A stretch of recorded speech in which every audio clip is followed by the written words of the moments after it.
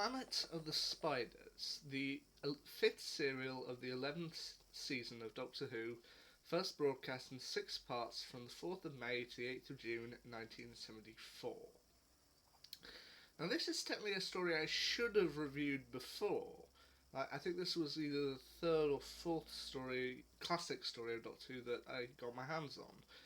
But I didn't remember to at the time, and then when I did get around to talking about it in one of my videos, I had to pair it up with 2 other stories, and I didn't really get to go into that much detail. So I thought I'd do a proper review of it.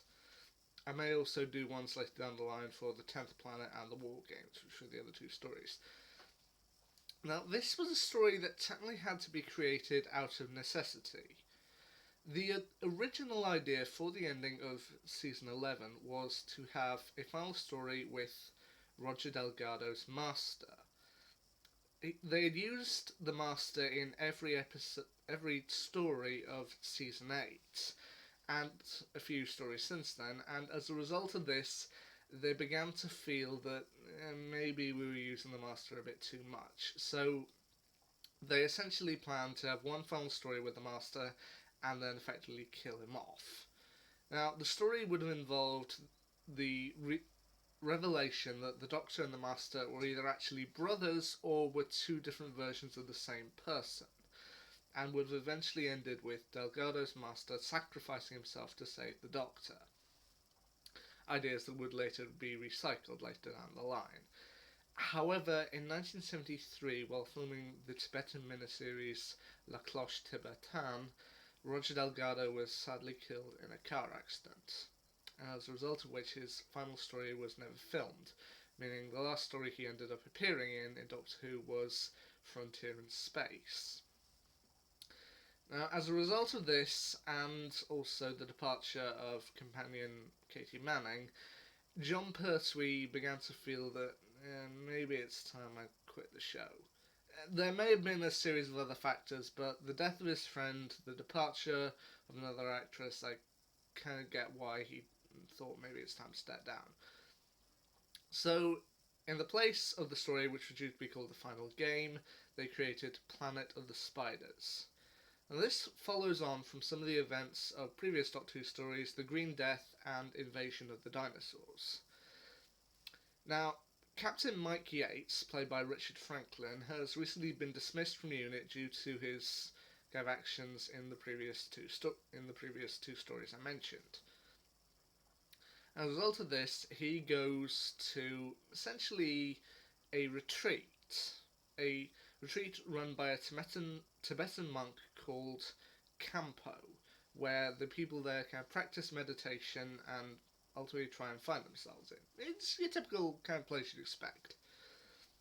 However, while there, he suspects that some of the men are up to no good, especially one of the men named Lupton, played by John Dirth, and eventually finds them to be somehow summoning these giant spiders. The spiders are creatures known as 8-legs from the planet of Metebelis 3, a planet the Doctor seemingly encountered in the Green Death, and the Doctor, while there, stole a blue crystal, and they want it back.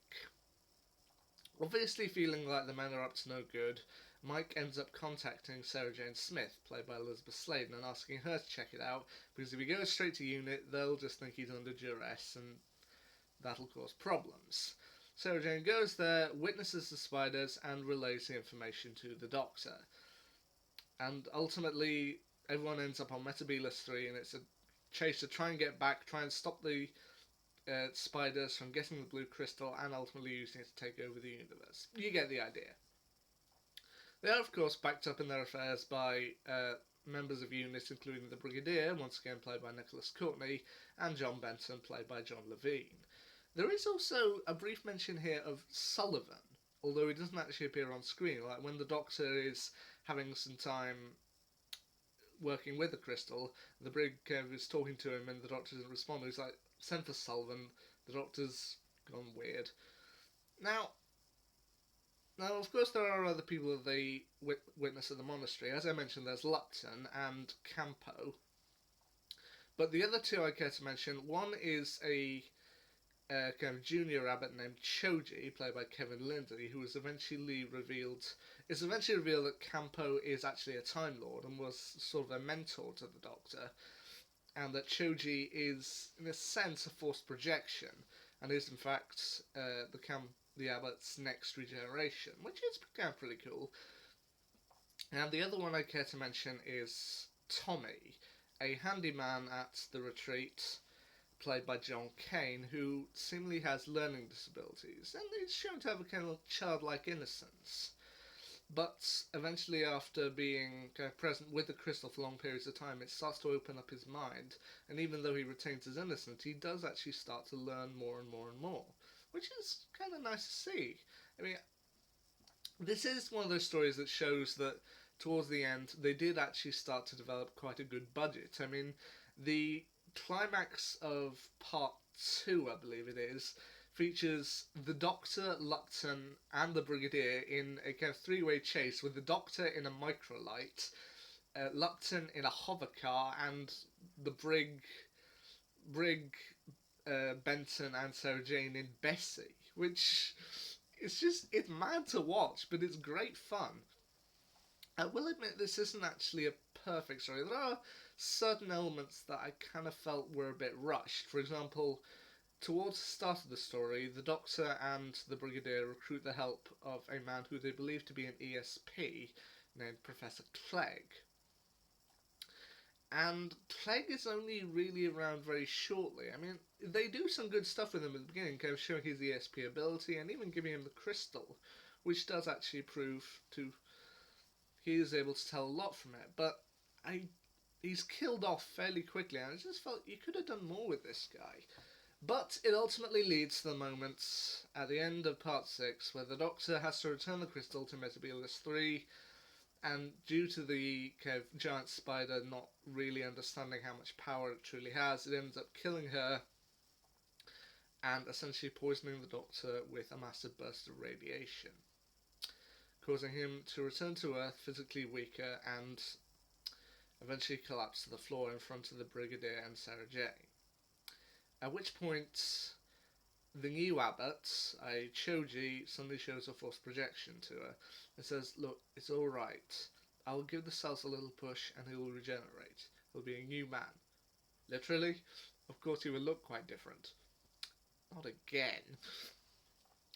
Which, this did actually prove to be kind of a rather useful place for me to rewatch this, given that the last classic story I actually reviewed on this channel was Robot, the first story of Tom Baker's era. And this is Planet of the Spiders, the last one of Jon Pertwee's era. So, yeah, it actually can fit them very nicely together. So, Planet of the Spiders, I will admit it's not a perfect story. As I said, there are elements I think they could have focused on more. But then, it's still a really fun story and a great way to round off Jon Pertwee's era. I think I mentioned once before that my favourite Doctor of the classic era so far would probably be Jon Pertwee, and you know what? When I watched this through for the first time, like a year ago or something, I enjoyed it, but I didn't really understand how much weight it truly had until I watched a bit more of classic Doctor Who, and after watching a lot more, especially from Jon Pertwee's era, I finally understand how much weight this truly had. Planet of the Spiders, if you haven't watched it yet, I suggest go and watch through.